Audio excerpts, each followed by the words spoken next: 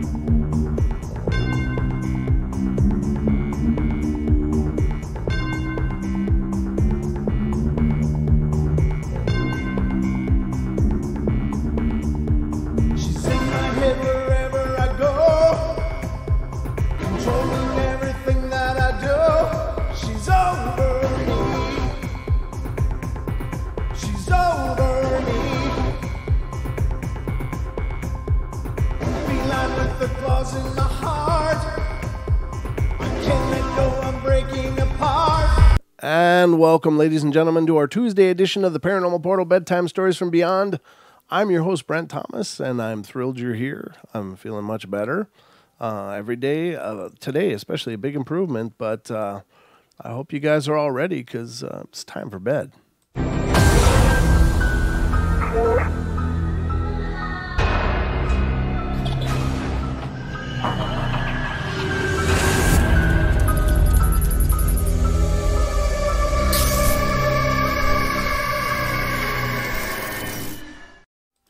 All right, ladies and gentlemen, the Tuesday edition of the Paranormal Portal Bedtime Stories from Beyond is happening right now, right in your screen.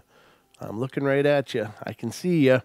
I see you're all tucked in and ready to go. So I got some stories pulled up for you guys. Nothing. I mean, I'm feeling better, so it's still a little froggy, just a little bit. It's definitely on the right path. So hold on a sec.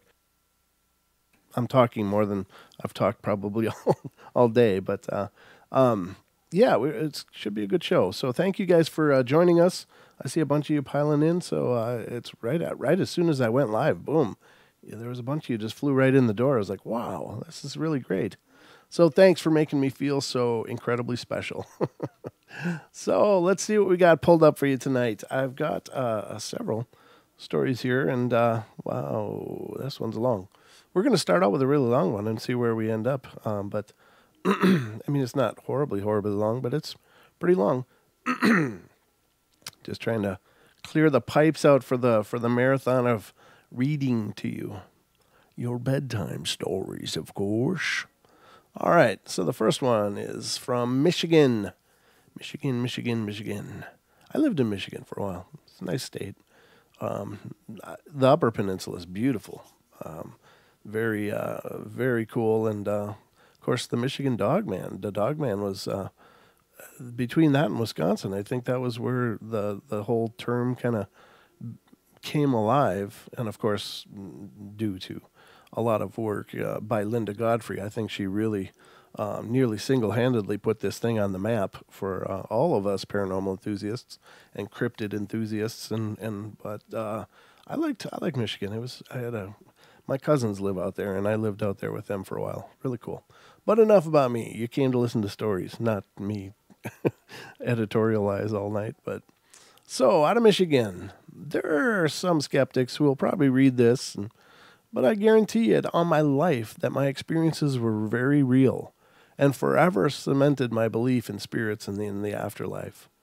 I never believed in ghosts until my family moved into a very nearly condemned house. You know, fixer-upper, big city, very little money. You know the deal. Well, we didn't know that there had been a murder in that house until after we moved away. Oh, man. Yeah, that can sometimes be a catalyst for a lot of paranormal activity. Certain events, of course, it's not necessary for there to be some extraordinarily traumatic thing happening for there to be a haunting, but there are some acts, and a murder specifically is such a violation of natural law. Not that there aren't justifiable homicides and stuff, don't get me wrong, but I mean, there are times when you have to defend yourself. It's, either you or them, and the choice has to be clear. But just in the natural flow of things, of course, taking another life is a very serious thing and leaves a really huge psychic imprint. And so the fact that there would be paranormal activity following a murder is, almost a given. I mean, really, there's just so much turmoil and pain and confusion and panic. So anyway, it took almost 2 years of continuous work, but we made the house beautiful. It was a big house, and we were renting for next to nothing because our landlady lived right next door, but it was nowhere close to perfect. Even though it was a big house, the setup wasn't that great. My sister and I had to share a room, and my other sister got to sleep in the basement, although how she did it after what started happening, I have no idea. My brother got his own room for a while, and my parents shared a room, obviously. Well, after a while, we loved the house, and it was bright and had lots of windows, perfect for heating and cooling, and we had a huge living room, a huge dining room, and a huge kitchen. It was perfect for our huge family. Excuse me, I'm so sorry. Everything was perfectly normal until we cut down the giant pine tree in the backyard. I don't know why, but I think that unsettled whatever spirits were there. I've learned since then that spirits don't like change in their environment. Some really unexplainable things started happening, weird things that I could only categorize as paranormal. This wasn't the first time I had encountered the paranormal activity. In another house we used to live in, we could hear the spirit of an old man walking around at night, almost as if he were on patrol. I remember one time I'd gotten a balloon and drew a face on it with a marker. As the helium started leaking out of it, it didn't sink to the floor like a normal balloon would. It seemed to be caught in the middle. It drifted from room to room. The face is always pointing forward. We tried pushing it to the ceiling and to the floor, but it stayed right there in the middle, drifting to each room for a couple of days, until we finally found it on the floor next to the couch. We moved not too long after that. Me and my sister, like I said before, shared a room. It was very easy to hear voices carry up the staircase, seeing as we were right off of the landing, but sometimes we would hear someone call my name from downstairs, and no one was down there. I never really felt frightened, but I was really curious and a bit confused. At first you try to dismiss the voices carrying up the stairs. You find normal excuses, and mostly you can blame it on your imagination, but that only goes so far. The reality was someone was calling my name when nobody else was home. The next instance was one night. My sister was already sound asleep, but I was really having trouble getting to sleep because I had an uneasy feeling. This would be an experience I couldn't blame on my imagination. I felt the force bear down on me while I was trying to sleep. A heavy breathing filled the room, and I couldn't breathe. I couldn't move. But a minute later, it passed. It was around that time I realized whatever was inhabiting that house had singled me out personally. The thing had never called my sister's name, even though she was hearing the same voice. It had progressed, so now not only did it sound like someone was calling my name from down the stairs, but right outside my door and sometimes right behind me. After I got finished with school one day, it just so happened I was home alone for about an hour, and I decided to play with our new computer, and this was only the second computer we ever had, and this one was far better. The one before it, far better than the one before it. And it was a Christmas present, and it only being February, there were still things we hadn't discovered yet. I found out that we had a voice recorder, so just experimenting, I let it run the entire time through without saying anything. I wanted to know what it would sound like if it would just let the recorder run. Well, playing it back normal, I heard something that I knew I hadn't heard while it was recording. There was no noise made during that time, not even a squeak from the chair. My bird was even unusually silent, which is strange because usually she whistled like a maniac whenever she knew there was someone within earshot. Well, the noise was almost indecipherable, but hearing it a couple of times through, it sounded like a cry for help. What was exactly said was, "No, don't." And it was a very pitiful sound of someone wailing, especially if you can't identify who or what that someone was. As soon as someone got home, I let them listen to it, and they just brushed it off, saying that it was an effect from the computer or that it could have been a car driving past. But how can they explain the unmistakable sound of someone, a woman nonetheless, saying, "No, don't"? And our house is absolutely silent unless windows are open. We were set back far enough from the road to where we couldn't hear the cars if all the windows and doors were closed. And being February, they were. My mom said it could have been a heat vent, but since when do heat vents talk? I recorded in complete silence. Nothing could disprove the existence of that voice on my computer. Of course, I saved it and tried to record it in total silence again, but it was a rare afternoon that I got alone. With 6 people in your family, hardly a moment goes by when at least one person isn't home. Finally, after all of that, I saw her. I knew it was a girl or a woman because whenever we heard someone call our names, it was a woman's voice. And I had recorded a woman's voice. And I'd gone to the basement to put a load of laundry into the washer, and my sister's basement room was right next to the laundry room, and there was no wall that separated it, only a long table and a chair move against the washer. And when you're looking straight at the washer, or in my case, in it, you can see the chair slightly out of the corner of your eye.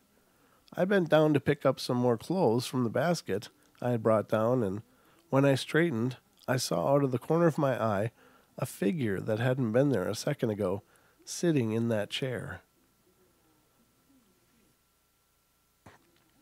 As soon as I looked directly at the chair, there was nothing there. It didn't take but half a second, but her image was burned into my memory forever. She had long dark hair, very straight, ending near the middle of her back, wearing a red V-neck shirt that was form-fitting and a black skirt that seemed to be made of leather, ending right above her knee. She was light-skinned and fairly modern-looking, and I hear a lot about hauntings by spirits that had died hundreds of years ago, but not her. She had to have died within the last 10 years. The funny thing about seeing her, though, is her image was blurred, but her face is even more so.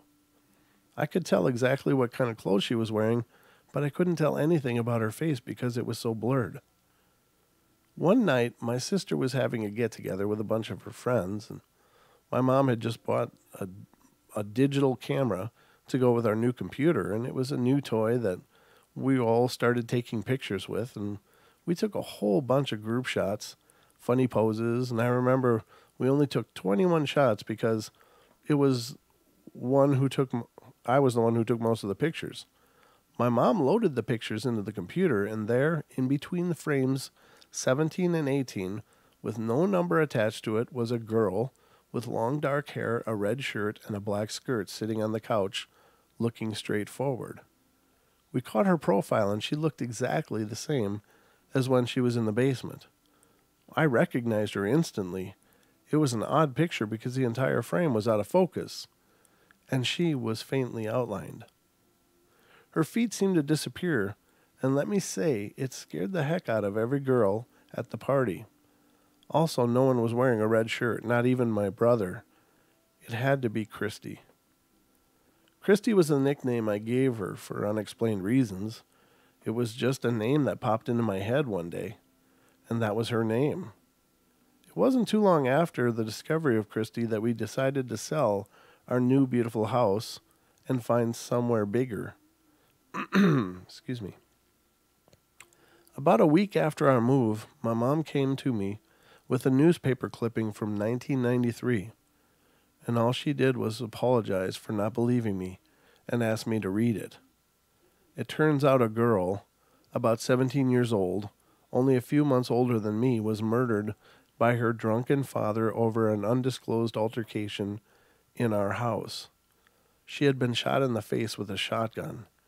And I kid you not, the picture in the paper was a school photo. She had long dark hair and a red V-neck shirt. If the picture were bigger, I would have bet money that she had a black leather skirt.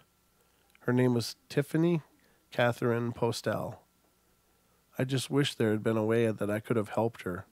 She targeted me, not in a mean-spirited way, but almost as if she were crying for help. And I was the only one asking. She was asking if there was a way I could go back there, I would. Wow, and that's really cool. So I don't know where you got Christy from, but that's still a very cool story.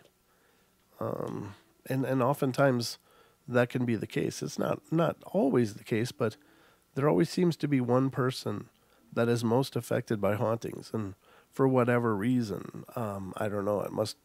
Maybe it had something to do with that person. That person reminded the spirit of someone, and this story was written by a female.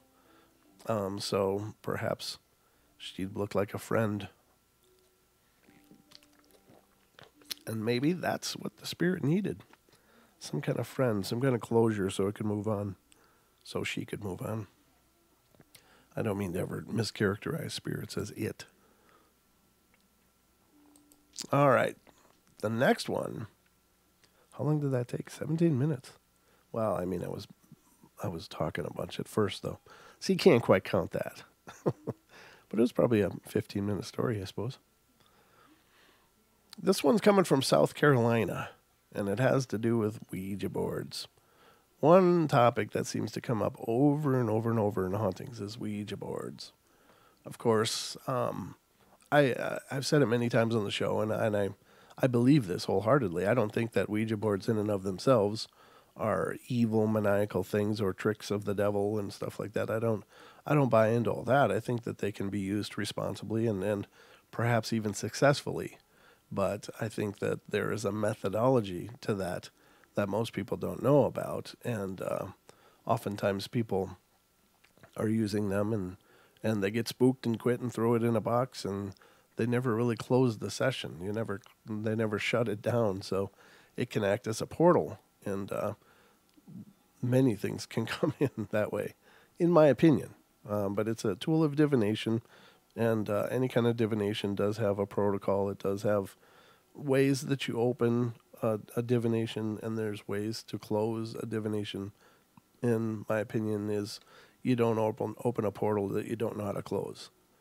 So if you're not clear on what those are, definitely do some research before you start playing with things like that, because 90% of the time nothing will happen. It'll just be a fun little game that people will be accusing each other of moving the thing, and a few laughs and a little creepiness, and then it's done. But there's another percentage of time that something very bizarre and profound does happen.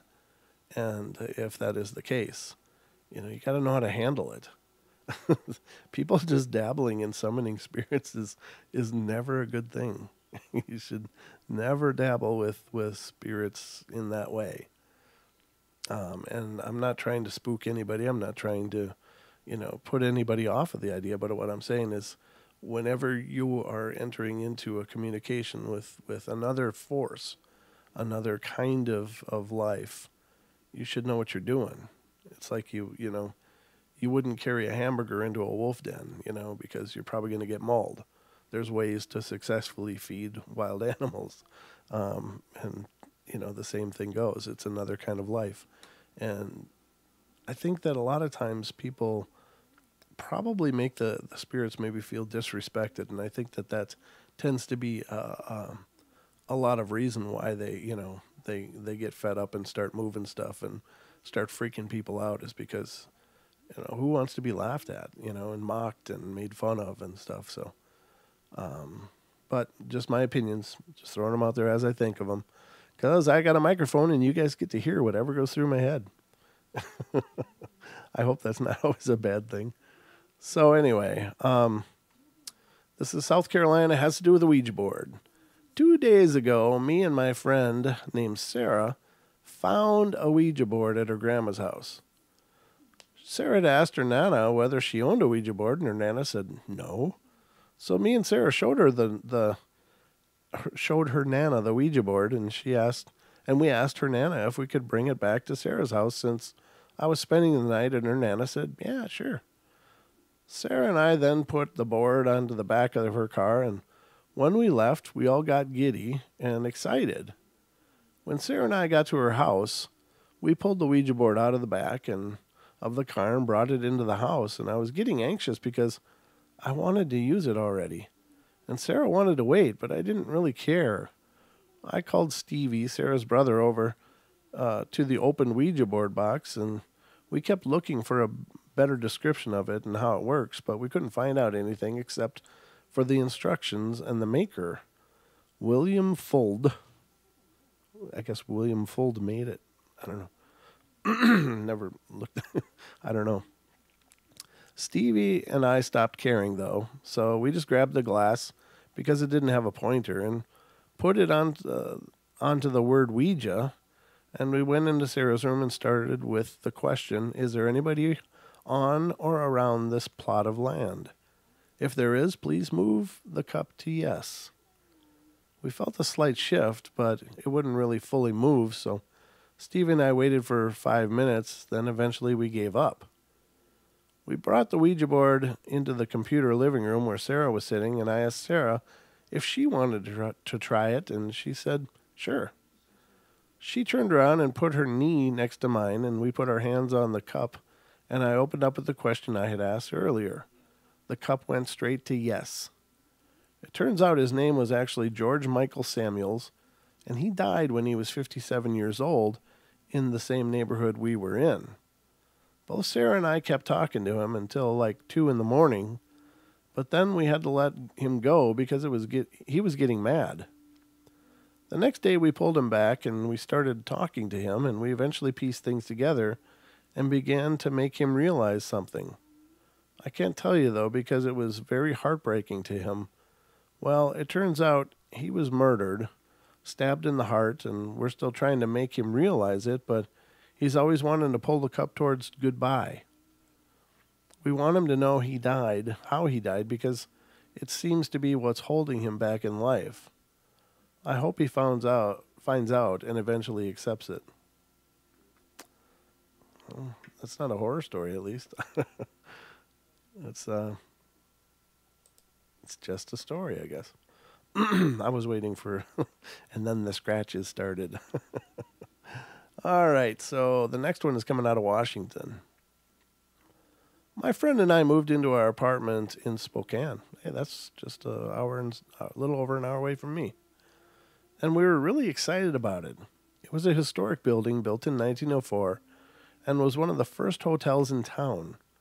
It had been bought by a company who restored it, and we loved living in a building over 100 years old. For the first few months, we didn't notice anything out of the ordinary, but then one day, my roommate told me that she had something weird happen. She said that she had laid down in bed and felt someone shaking her. Her room had no windows, and so she frantically turned the light on, and nothing was there. We brought up the possibility of a ghost, but I remember that she has a history of being a very deep sleeper and often has vivid dreams.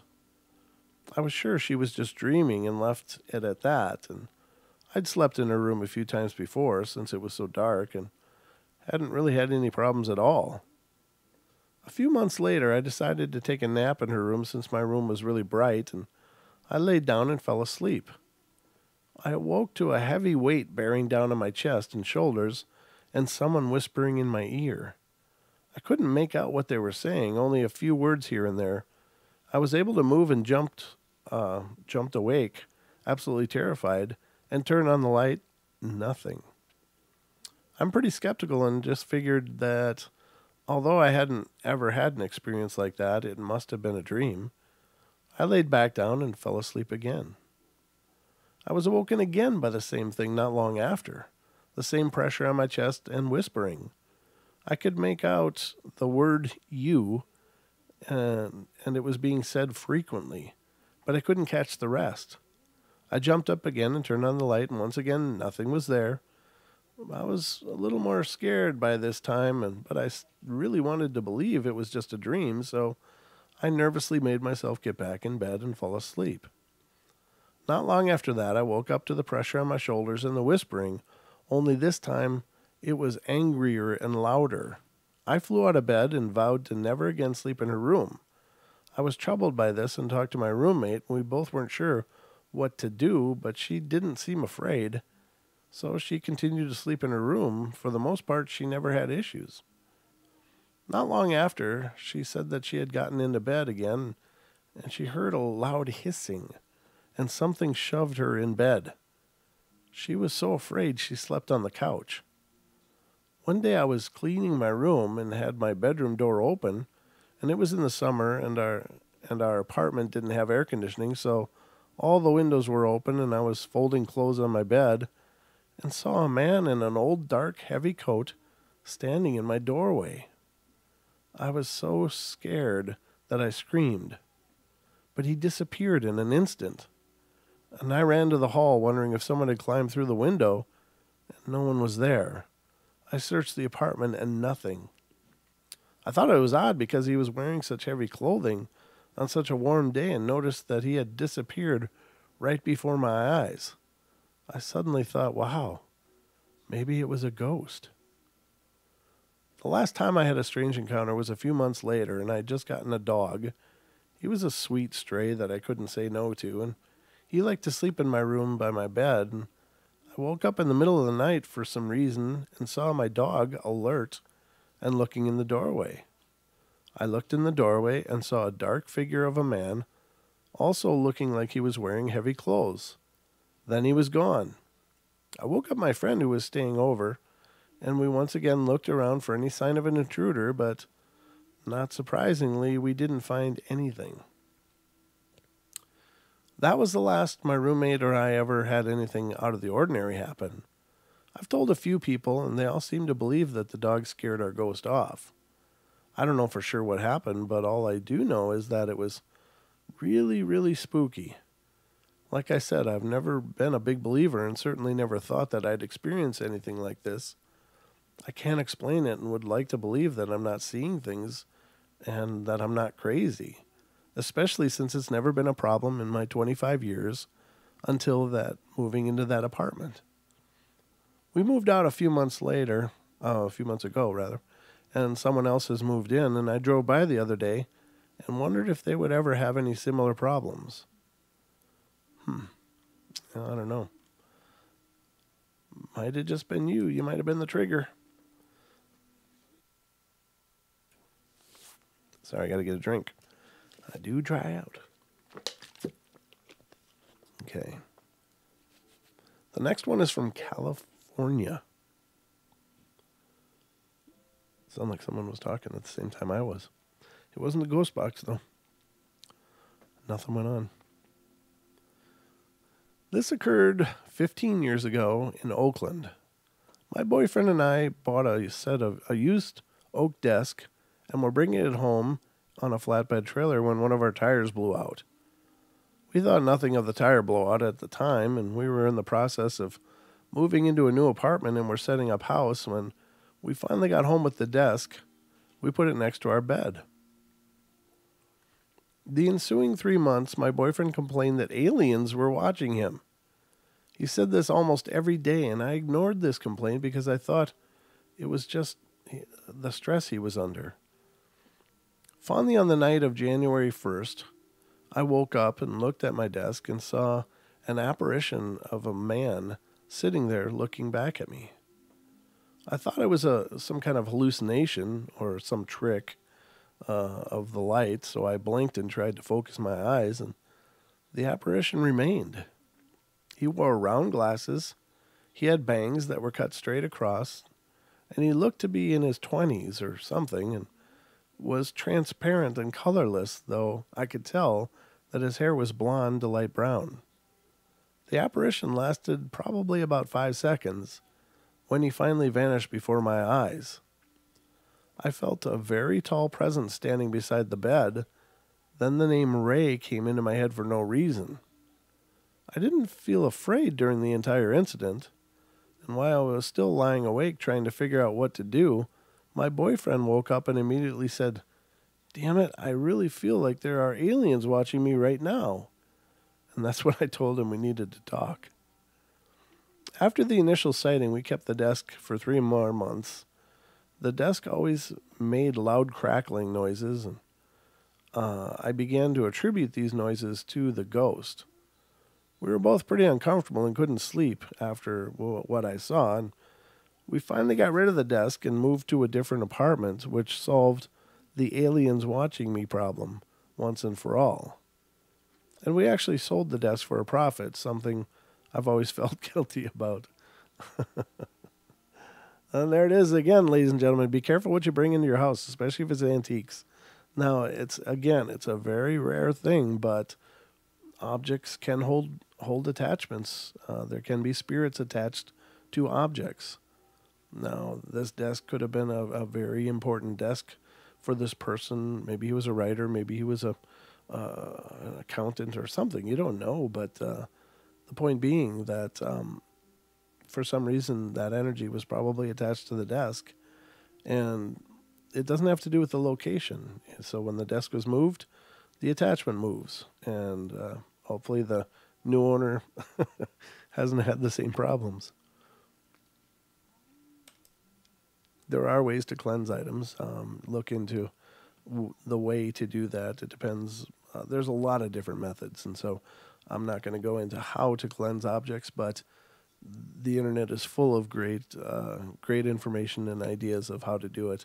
Find something that resonates with your belief system, and I'm sure it'll be just fine. And if not, then call someone.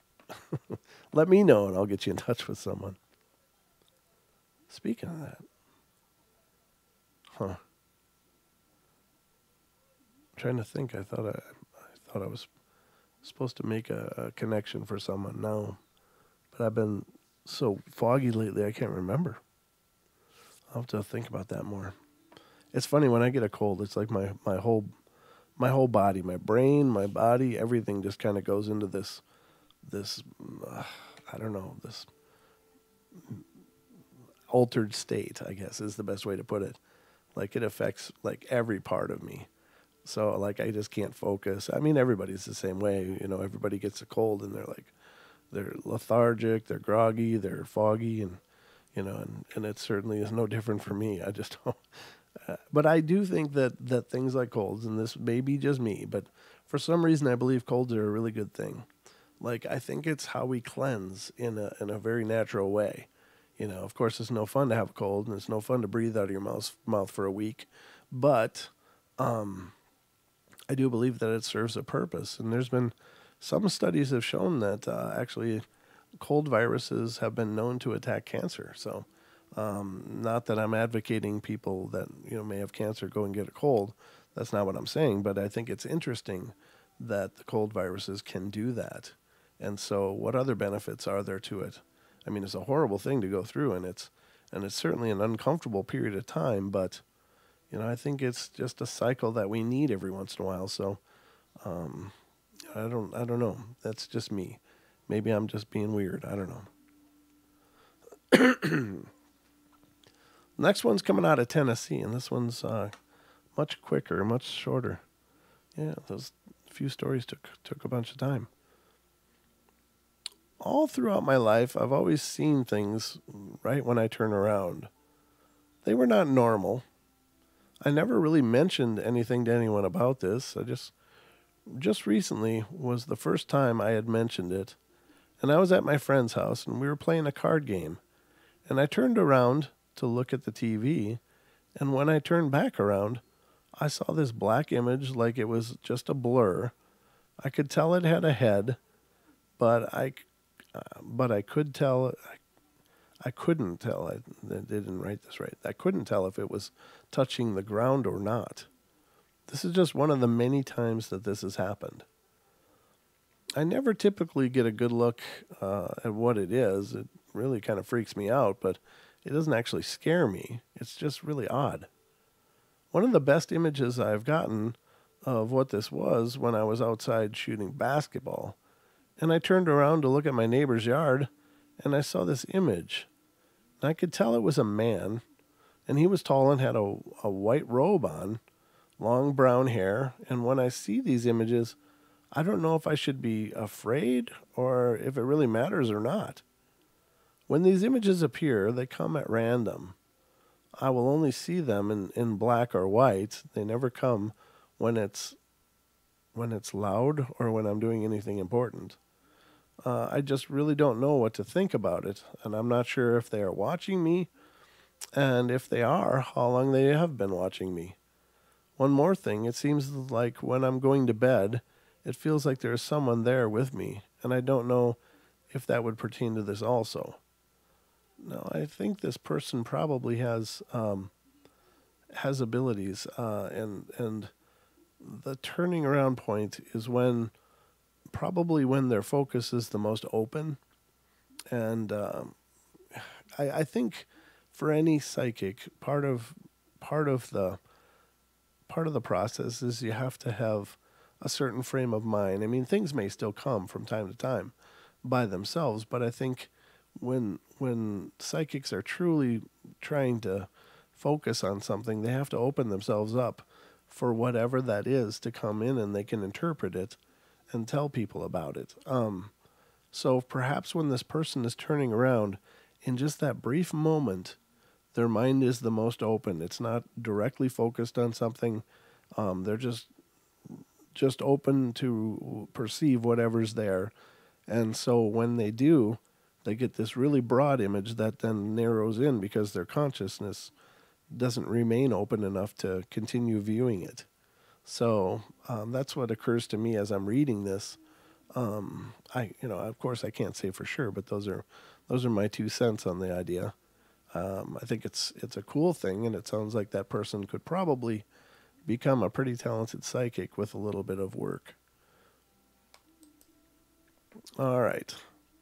And the same thing is true for a lot of people become aware of hauntings by seeing things out of the corner of their eyes, like shadows moving or, things happening just out of focus. And then, of course, when they turn, they don't see it because, and I think it has to do with, the mindset, having an open state of being or a more focused, narrow state of being. And so that just seems to make sense to me. I don't know what you guys think, but I'm just throwing it out there.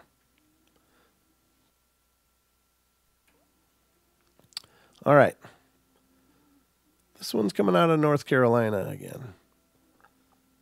My name is Rosa, and I live in North Carolina, and I'm currently 16 years old, and the house that my family lives in, we've lived there for 4 years. Weird things have been happening. It was a hot summer day back when I was 14. Oh, no, 2 years ago then. It was late at night, and my brother was on the floor sleeping, so I got up and put him in the bed. And when I carried him, I saw this lady by the bathroom door. I was scared out of my head. I thought I was just seeing things, and I was just looking at her, and she was just staring hard at me. I don't know how to react, so I just turned around to look away, and then I turned back to see if she was there, and she was gone. She was wearing a white long dress, dark black hair, pale, and that was my first experience. A month later, my dad said that he saw the bathroom trash can move. Later that same day, my aunt had visited us, and she had come from California, and I was sitting across from her, and I was beside my dad, and I saw the plate move. I thought it was just me again, but my dad said he saw it as well. We were freaked out, but we just let it go. My dad one day left to go to Mexico for an emergency, so my mother and I were home alone in the room, and it was around 3 o'clock in the morning, and I swear I heard someone open the main door of our house and hear big footsteps, as if he or she was wearing boots. I was scared and thought my dad had come home, or if he forgot something, or if someone came into our house to rob us. And then I heard him or her sit down on the couch, and that couch squeaks every time you sit down. Well, it squeaked, and then he or she got up and walked down the hallway. I was so terrified. I was too scared to move. Then he stopped at my bedroom door and then kept walking. Later, this ghost went to my sister's room and then disappeared. I didn't hear any more noises. I was scared and woke up my mom, and we looked everywhere, but there was nothing in our house. My mom says that she hears boots or heavy footsteps in our house back when my dad used to go to work around 4 in the morning. About a month ago, oh, hold on. About a month ago, me and my sisters were home alone, so we were just sitting on our sofa watching the television when we heard as if someone wanted to open the door, but it was no one because we looked out our window. Then the spoons and the pan fell, and we thought it was because we had just finished washing dishes. Then as soon as they fell, the TV turned off and on. I knew it wasn't on a timer because if you put it on the timer, it wouldn't just turn on again. Then I told my dad and mom, but they didn't believe me, and then a few minutes later, the TV turned off and on again. They thought it was because the power went out, but I told them no, because the computer didn't shut down or restart. Last summer, my dad and I and my other sister and brother went to Mexico for vacation. My mom's sister and baby sister were home by themselves and said that they heard someone knocking on the door, but that it was nobody because they looked out the window. She said they kept knocking, but they didn't open the door because they didn't see anyone there. My mom said that it wasn't the first time that this had happened. Well, last week I went to the restroom and I saw the curtains move, and then the toilet paper fell. It was odd. I just went to the bathroom and couldn't go to sleep. Or I just went to the bedroom and couldn't go to sleep.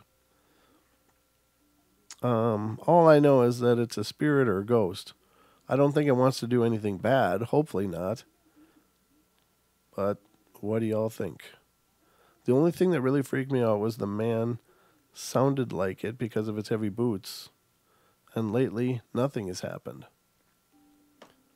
Now, some hauntings are activities. I can't even always say hauntings. I mean, they're just a presence. I consider a haunting like when things are really going wacky and a lot of really scary things happening. But some activities like this are only, for lack of a better word, seasonal. Like the Victorian house that I lived in, where I saw the chandelier fall. Most of the year it was really very quiet and peaceful, but it was certain times of the year that I noticed activity picking up more than other times, and why that is, I can't begin to know. Could it be something to do with the whole seasons and the thickness of the veil between this world and the next? I don't know. It's all on the table, I guess. Could be anything, but very strange. There was a long story that I'd pulled up, but due to the title, I read it prior to the show, and it's so creepy, and I just can't read it. Not because it's a creepy ghost story, but because it has to do with a lot of abuse and sexual abuse and stuff. And as much as we all know that stuff happens, I just don't want this show to be about that kind of stuff. So I'm sorry I can't read that for you guys. But I can read you this one. And this one's coming from Alaska. Tuesday night, about 10 years ago, me and my mom, Melanie and Grandma, Julie were driving in Kenai, Kenai. It was pitch black and raining really hard, and we saw a woman with black hair hitchhiking. So we picked her up. What was so strange about it all was that she didn't say anything the entire time. She just pointed and nodded. She pointed to the house she wanted to go to, and we dropped her off, and as soon as she got out, I looked back, and she wasn't there. There were no lights on in the house at all. She just disappeared. The house was a little familiar. It looked a lot like my house, and then it dawned on me that was my house. So I told my mom, and we got so freaked out and went to the police, and my mom told them what had happened. So they said that it must have been some of my friends from school pranking us. The next night I saw a woman standing in my bedroom doorway, so I screamed. My mom came rushing in the door, and she walked right through the woman, and then the woman disappeared. I told my mom what had happened, so she decided to call a priest. When he came over, he said he was going to do a reading on the house, and when he was finished, he said we had 3 entities in and around our house. He said that one of them was evil, and the other 2 were good. He said the spirits were all sisters, including the woman hitchhiker and the woman in my doorway, so we helped them find the light, and they went to heaven. Well, that's a good ending. I guess that's a good a good note to end the show on, right? And they all lived happily ever after. The end. I hope you've enjoyed this edition of the Bedtime Stories from Beyond. Tomorrow night, of course, Don will be here, and we'll be doing our 2-hour show. But I hope you guys have a wonderful hump day tomorrow, and we'll be waiting for you, and we'll do our best to entertain you. If you have Twitter, be sure to check us out there. I have a Twitter page for the portal. I don't use it a whole lot, but it's if you want to check it out. If you have a Twitter account, it's cool if you want to follow it. I'm trying to use it a little more, but it's at Paranormal Portal. So they didn't give me enough room for the other A. So so Paranormal at Paranormal Portal. And be careful because there's another one out there that's at Paranormal Port 1. And that was another channel that had named themselves Paranormal Portal. And, it's not me. It's not us. So make sure you don't follow that one. Not that I'm wishing the guy anything bad. I mean, it's a good name, right? But also, I put a little survey question on the Paranormal Portal Radio page on Facebook. So if you go to facebook.com/Paranormal Portal Radio, I got a question up there, and any of your feedback would be appreciated because I'm just trying to figure out what you guys like the most about the show or what topics you like the most. So if you wouldn't mind stopping by facebook.com/Paranormal Portal Radio and let me know if there's a topic that we cover that you like more than others, and if there's a topic that we cover that you don't like. I'm still going to cover everything, but if there's one kind of topic that people seem to really want to hear more about and we aren't covering it enough, then it'll help me to kind of aim the show to what you guys want to hear. But definitely keep spreading the word. Let people know about the Paranormal Portal if they don't already know, and keep it growing. Thank you so much, guys. I love you all. Be good, be kind, be nice, and I hope you guys help each other out and do your best to find the magic in every day. And I guess that's about it. So take care, everybody. I love you guys, and sweet dreams.